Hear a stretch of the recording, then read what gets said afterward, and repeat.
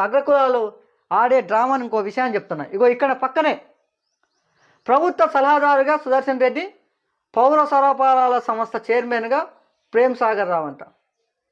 ఇక చూసినావా, మళ్ళీ ఇవేంది క్యాబినెట్ హోదా ఉన్నాయి. ఇంకా సరిపోలేదా రేవంత్ రెడ్డి? అగ్రకులాలకు ఇంకా పదవులు సరిపోలేదా?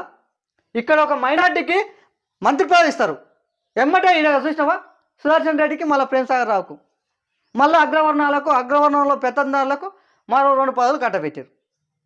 అంటే ఇక ఈడ ఎస్సీ ఎస్టీ బీసీలే కనపడలేదా? మరి వాళ్ళకెందుకు ఇవ్వలేదు? ఇయే సంస్థ చైర్మన్లు, ఇయే సలహాదారులు, మరి వాళ్ళ మీద ఉన్న ప్రేమ వీళ్ళ మీద ఎందుకు లేదంటున్నా. ఈడ ఒక మైనార్టీకి ఇచ్చి ఇక్కడ 2 పదవులు తెంగిపోయారు. ఇది అగ్రకులాలు ఆడే ఆట. ఇది ఒక రకమైన దోపిడి. చూసినావా, పేరుకేమో మైనార్టీకి ఇస్తున్నాం మంత్రి అని చెప్పి, ఎమ్మడే పక్కనేమో ఇద్దరు.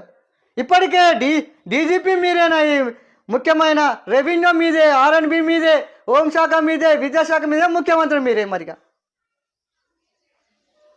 ఇవాళ ఇంకేం మిగిలినాయని ఇది కూడా ఉండొద్దా?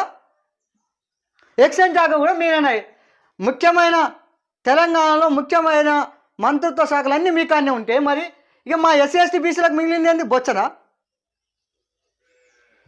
ఈ పదవులు ఇచ్చి మమ్మల్ని మభ్యపెడుతున్నారు.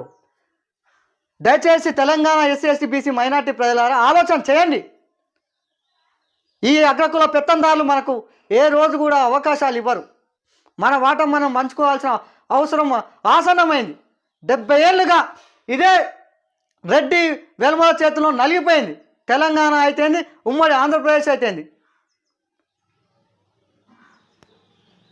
దయచేసి ఆలోచన చేస్తానని మనస్ఫూర్తిగా కోరుతున్నా.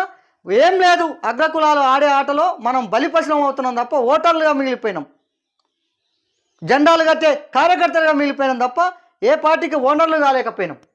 దయచేసి అది అర్థం చేసుకోవాల్సిన అవసరం ఉంది మిత్రులారా.